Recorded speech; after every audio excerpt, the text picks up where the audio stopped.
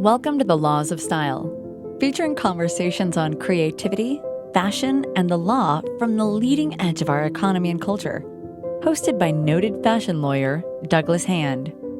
Hello, and welcome to this late summer episode of the Laws of Style. I'm your host, Douglas Hand, downloading to you today from Laguna Beach, California, and I'm joined by the founders of the new fragrance brand Double O, Omaya and Omayma. Ladies, thank you for joining us today. Thank you for having us. We're really honored. Thank you so much for having us. We are very honored to be here with you, and I'm looking forward to this. Great. Well, let's talk about the fragrance industry at large, right? It is, to my mind, dominated by a few industry giants. You have L'Oreal, you have Estee Lauder, you have Coty. That to me seems like the barriers to entry are pretty high. And I think the lack of startup fragrance brands that are independently owned perhaps speaks to that. How did you manage to launch Double O in this environment? And have you found it that the barriers to entry are high? To be honest, just being us, being so passionate, being doing it our own, and just the authenticity of us growing up with the sense of in the Middle East. I think that's what's gonna make us stand out. But there's always this feeling. It's like, how can you take over L'Oreal or Coty or Coco Chanel? But you just trust yourself. You have confidence. You trust yourself. You trust your knowledge. I mean, we The two passion sisters. and the passion we have for this fragrance is really massive, and the love we put into it is True. really like amazing. This has been years in the making. We have traveled the world together as well. Yeah, Not just we travel are the a world. powerful duo. And it's just as we learned so much about this from generations and generations, from my mother and everyone. We can get to that later if you want. But Well, I think no, I'd love to hear about that. I mean, I know that the fragrance or the brand or perhaps one of the fragrances is an homage to your mother. And I guess unpack that for us. How did the family get involved in scent? so. Our mother was actually a master of blending scents. She was using traditional techniques from many generations passed through, and we just learned how to appreciate the art of perfume making from her. Um, Gosh, you remember the stories as children when we would walk into The you can stores. tell, yeah, the We stores used to walk in the market. How do you like a bazaar, yeah. and then as kids, as little kids, and then we help our mom with selecting the oils and the scents, to blend in. And my mom used to make it in the kitchen, in the house kitchen.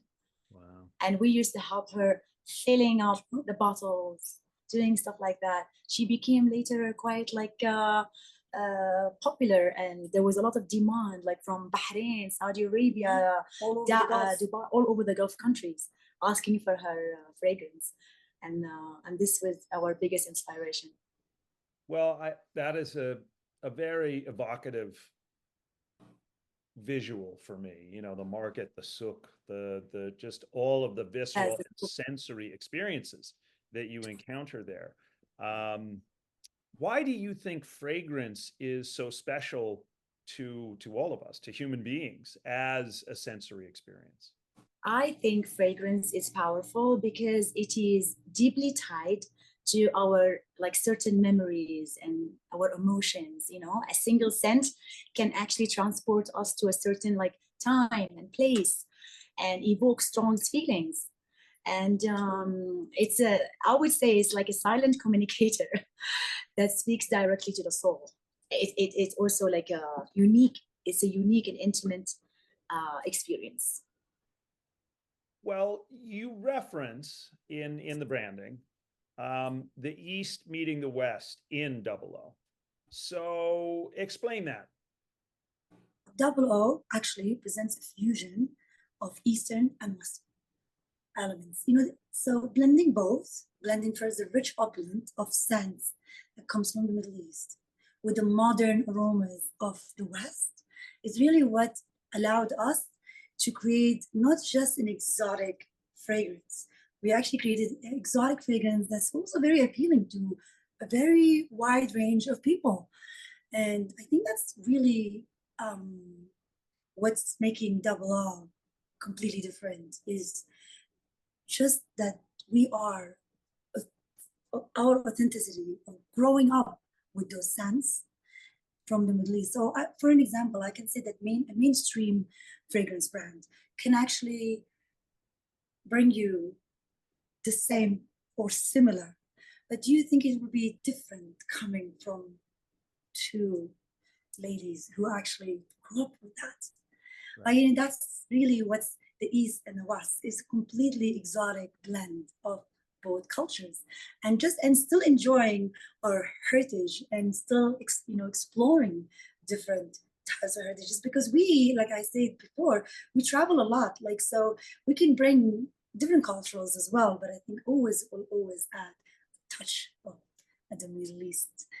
And well, since the fragrance is so personal, and it has been a little bit of a mystery, I think, to consumers why the large conglomerates have dominated it, and why there aren't more what I'll just call micro brands. Not I don't mean to diminish, but when you start, you're a micro brand relative to those huge right, Yes. houses. So no, I think Le Labo is another example here in the U.S. of a maker who has met with early success.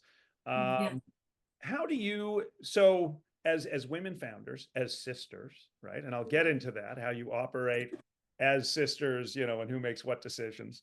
But how do you seek to connect with women to help grow your customer base?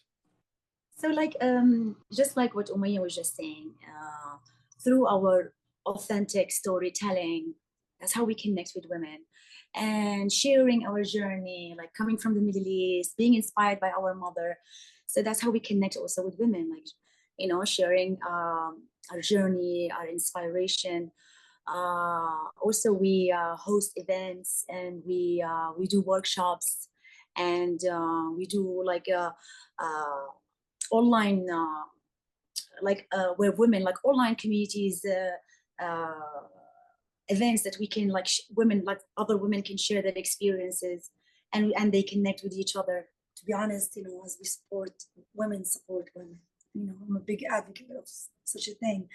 But I think, I think it's very important that as you also do that, you just have to kind of like share your experiences Yes. with women who shared experiences the same way. I've Yes. just had this conversation with a woman who has a great brand now. It's a cashmere brand, but like it is interesting to hear her story, and like how like us, just like us, we learn and so female, much. and we are a female-owned business. It's quite powerful, Yeah. and that's how we connect with women. Well, specifically in a product category that often is associated with largely female consumers, but maybe let's jump to that. Are the fragrances that you are creating, are they intended for women in this gender fluid moment? Certainly there are brands that put out fragrances that are intended to be very gender fluid, and men or women or unspecified can enjoy them. Is there an element of that in your branding? Yeah, so unisex fragrance are definitely like gaining popularity, I would say. The traditional specific gender fragrance, they will still be, they will still have their place. But I think we believe that the future will see a growing demand for unisex fragrances. And also this trend will allow more creativity and freedom in the perfume making. And it's an exciting thing for both like creators and consumers. Like our perfume is unisex for sure, and I think there is definitely like a gaining popularity in the unisex fragrances. So take us through the process of from ideation of a scent, whether that you wake up in the morning and, oh my God, I want to try this, to actually getting it in the bottle and out and market it if you can. Because I think it is a mystery to many consumers how fragrance actually is created. So like how we actually started is absolutely using natural ingredients, blending it ourselves. Now, when you actually need, we happen to work with the top perfumers right now, and they're amazing at what they do. It took a while of us too to kind of send them the notes we want. There's certain notes in fragrance. There's the way it starts, the way it goes into the middle, and then the way it ends.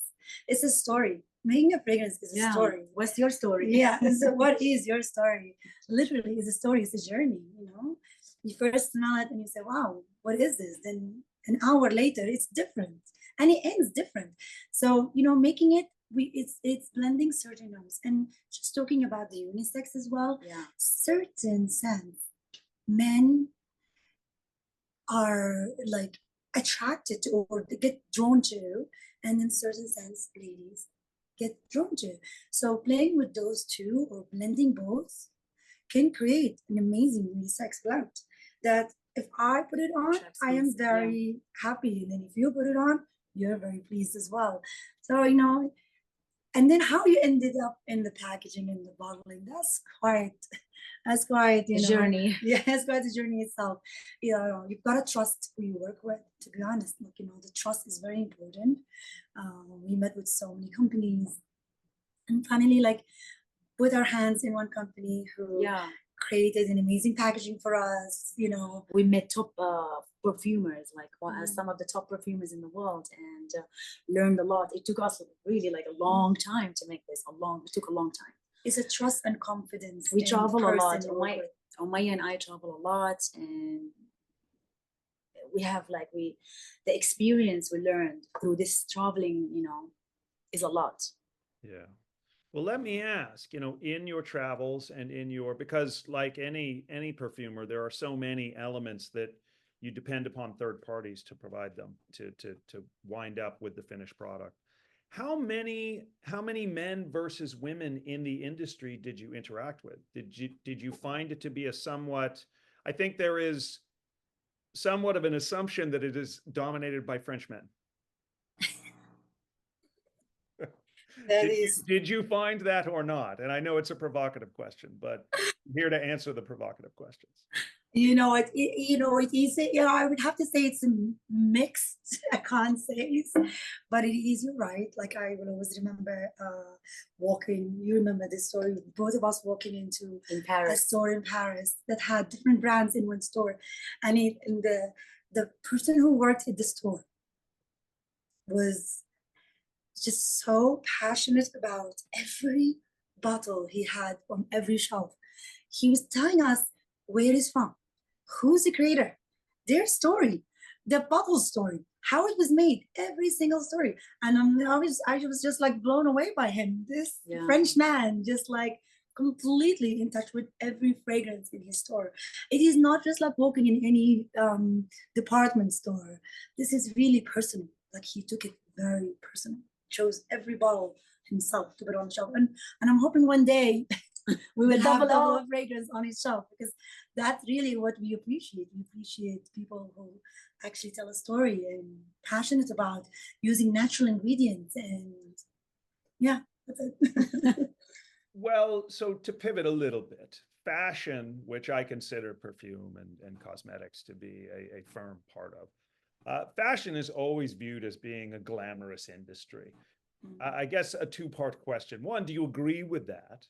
And if so, what are some of the more surreal moments that you've had? I mean, you just told one lovely anecdote, but surreal moments perhaps in who you're in the room with, or what exactly is happening in the room that is just oh my God, this is wondrous. I would say fashion and fragrance can certainly be glamorous, But some of the most surreal moments for us is like receiving, for example, a heartfelt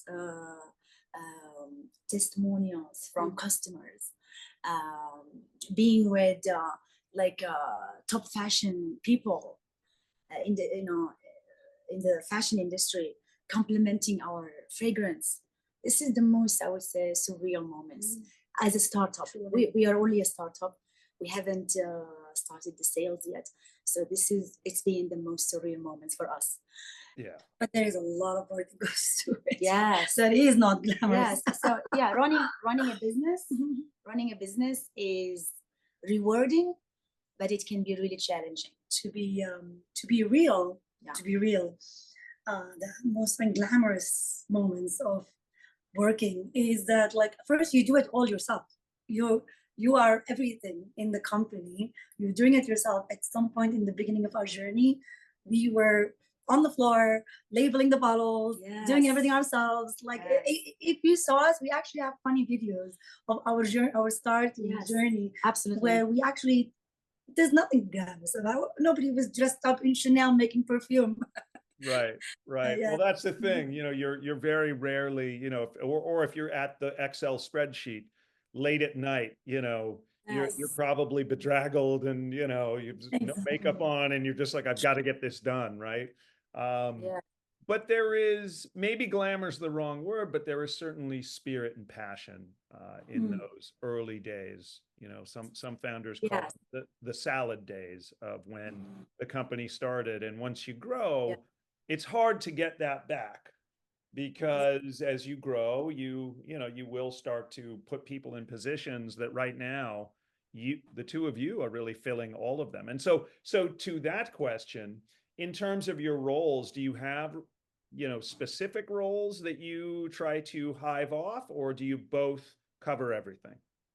We cover everything. But we actually do have different roles, and we actually really work together very well, because I feel like my sister is very like can knock on the door a million times, like knock.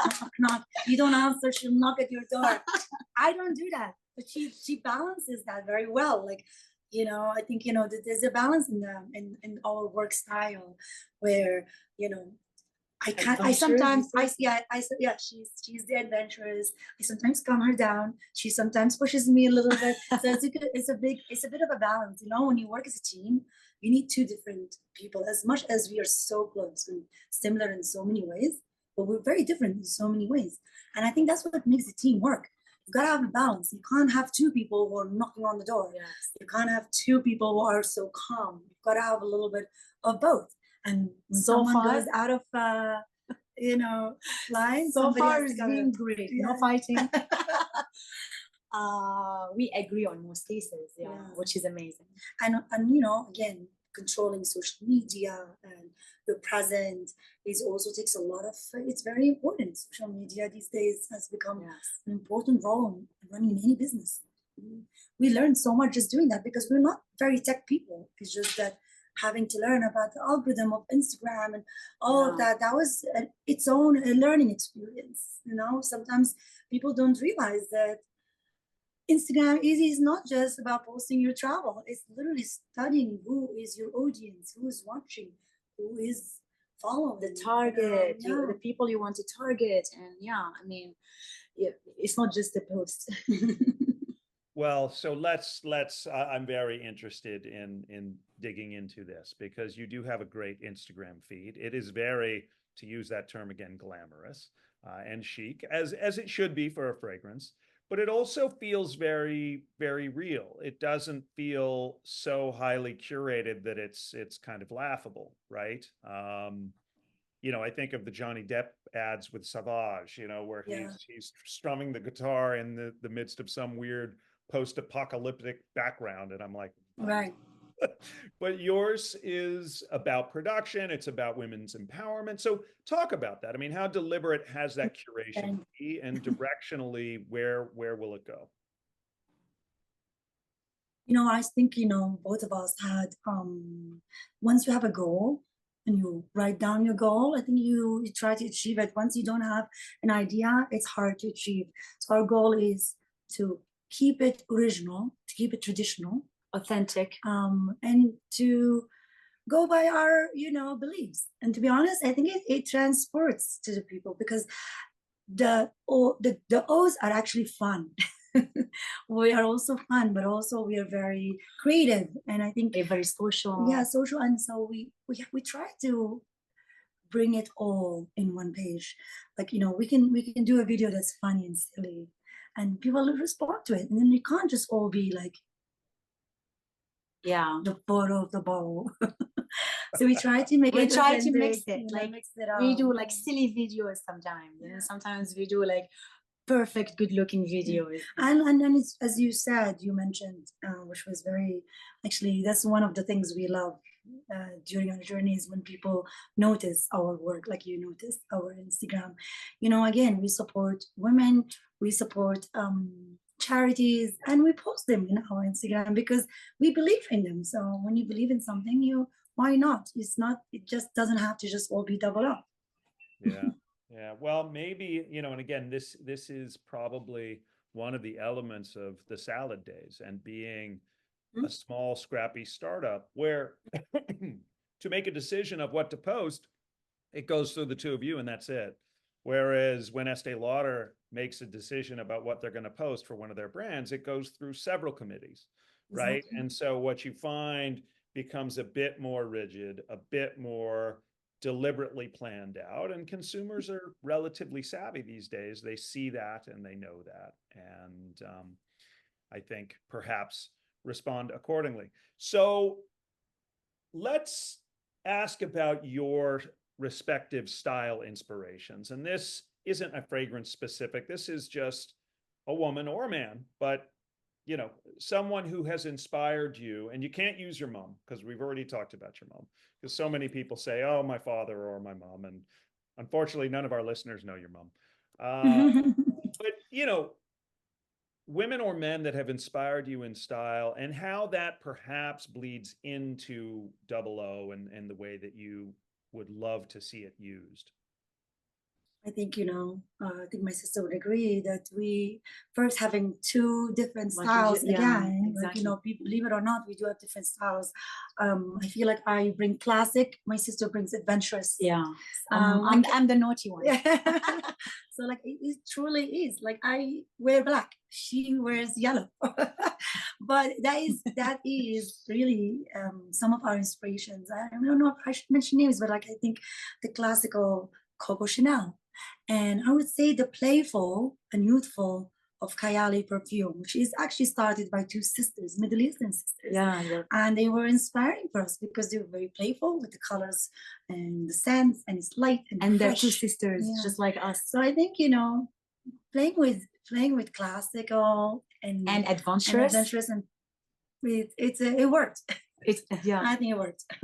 But yeah, I think, being inspired by these people who just like didn't stop. Huda Beauty, the two sisters, they started with, I think they had around like $6,000 budget, and now it's like $1 billion. It's $1 billion company worth. And in every store in they the started world with eyelashes, something like this. But they are really a big inspiration for us. Strong, coming from the Middle East, don't give up. US, strong women. Do you think that and you are examples of this, you're providing an example of this, obviously the Kardashians are an example of this. I mean, do you think that there has been a massive change in the perception of Middle Eastern women? Because I think if you went back to the 70s and 80s, wow, I love this question. Yeah, people would consider a Middle Eastern woman potentially oppressed and not outspoken and not as passionate as what we see out in the marketplace. Yeah, this is absolutely something like amazing to talk about, because also we have now women in the Middle East who are in the parliament, prime ministers. We are so proud of the improvement of women's rights and stuff like that in the Middle East.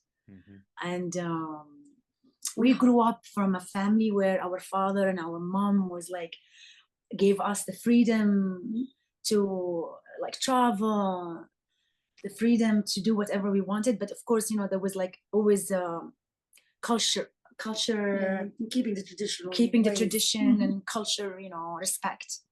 But I admire, and I'm so proud of us as women to also to represent Arab women. I'm so proud that we are doing, amazing in the business. And it's really nice to watch, it's really nice to watch people doing what we have done. And I think it's really Yes. nice to also receive an amazing compliment from people from the Middle East who are saying to us, we're very proud of you for doing this. It is Yeah. not easy. It's not easy. Again, like you said, we are women who, people think of the Middle East as being repressed. And I think the Middle East right now is booming. Yeah. Absolutely booming. I mean, the World Cup in Qatar and Ronaldo in Saudi Arabia. And it's amazing. It's just like, I remember I lived in Saudi Arabia 2007 and I couldn't drive. Women were not allowed to drive. And now it's there. Now they're in the parliament. Do you drive now? Do you drive in New York? I still drive for her.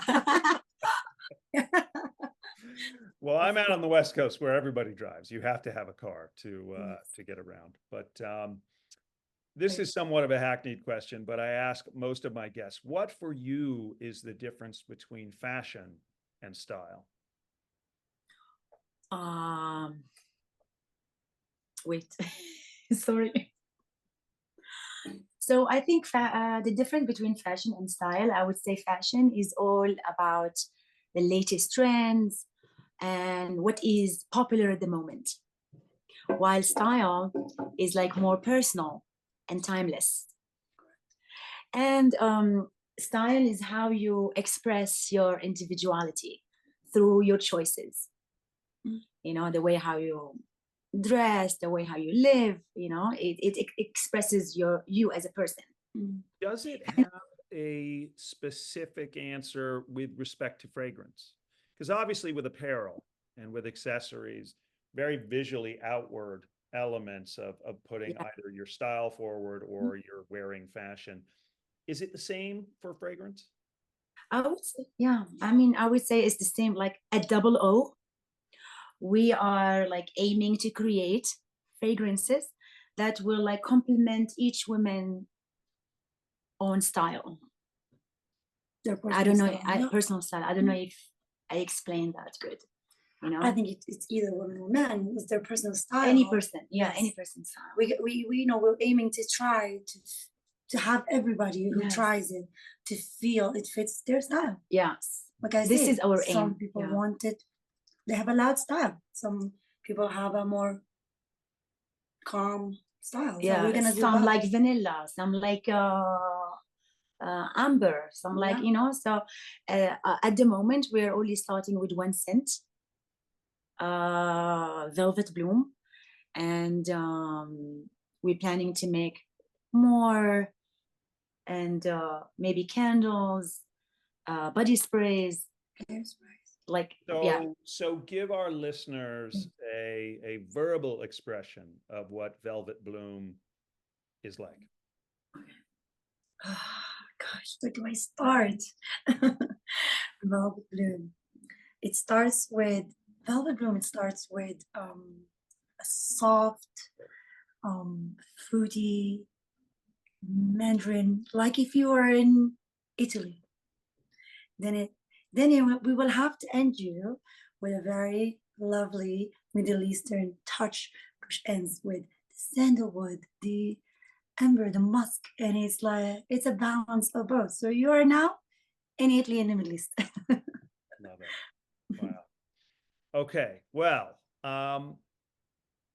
speaking of that, are there other contemporary fragrances, whether from those big houses or from small houses, that either of you respond to? Not that Double O is based on them in any way, because obviously it's its own authentic fragrance, but are there other fragrances, whether from a branding perspective or a scent perspective, that you respect?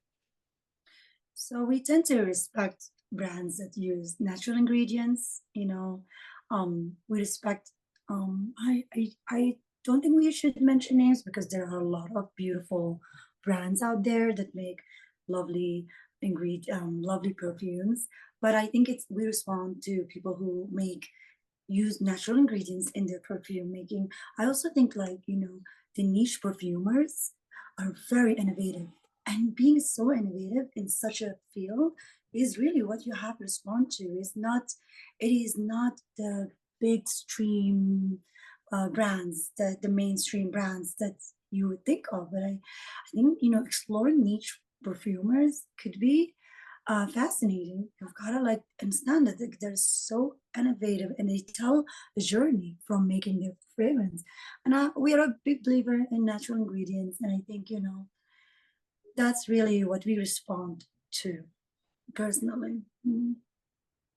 Well, in accessories, in apparel, in some other product categories in the fashion industry, brand collaborations have really become a very normal occurrence. Sometimes it's a high-end brand collaborating with a more mass brand. Sometimes it's a retailer collaborating with one of the brands that they carry. I don't see it as much in the fragrance industry. So, two-part question. I mean, one, am I right? Or are there brand collaborations in the fragrance industry that are common? And then two, what do you think about them? Is it something Double O will do? Definitely. Double O is really open, I think it's a great idea to have a collaborations. It brings fresh perspectives, new audience to the brand. Right. Definitely it's something we will consider. And it also it connects us with different communities, allow the creativity and the combining the strength of each partner, can make it more like creative and right. Do you think there is a lack of brand collaborations in the fragrance industry? I have to say yes. I think, there is a lack of that. I think I really would encourage it. I would encourage it. And it doesn't have to be with just two fragrance brands. It could be with like an artist who actually designs your bottle, for an example, or like, a designer who design your bottle for a limited edition. Wouldn't that be so beautiful? Yeah. But I think people need to start to explore, like my sister said, like, we need to blend two powerful people and make it even more beautiful. But it's interesting, and as I've asked the question and we've talked it through, I actually think there probably is a legal reason for the lack of brand collaborations. I mean, to most consumers, fragrance brands, they don't understand that those three major conglomerates that we described control 80 brands, right? They think of each brand as having their own fragrance, even though they're licenses, they're contractual arrangements. So the Tommy Hilfiger scent is not owned by the Tommy Hilfiger company. The scent itself is owned by the manufacturer and producer of the fragrance through a license. So they can't actually do a brand collaboration using the Tommy Hilfiger brand because they don't own it. They're merely licensing it.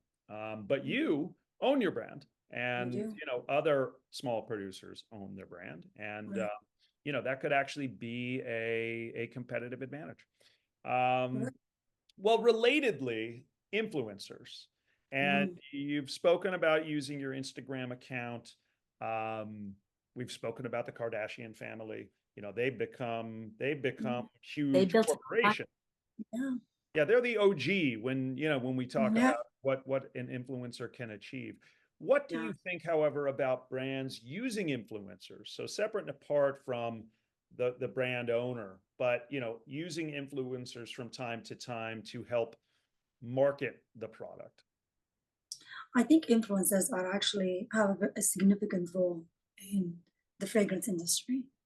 I think, to be, but the influencers have to be authentic and real when it comes to reviews. I think it's very important to have an influencer that sends the message as is, authentic, but also, especially with fragrance. Yes. You can't use a model to model an outfit.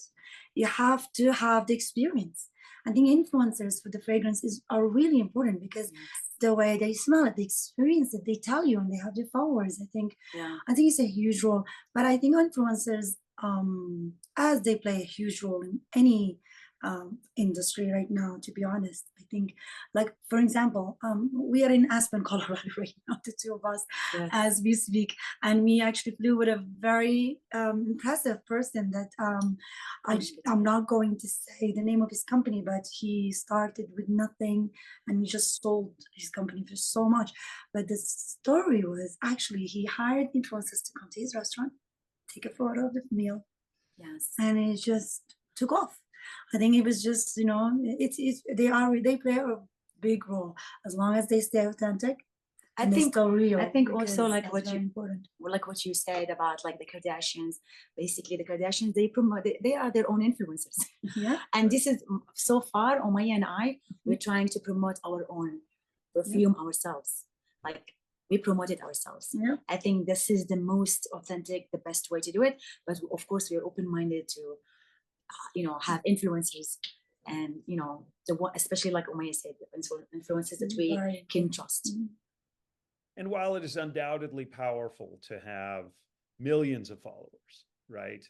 That is a built-in market. So if you create a product,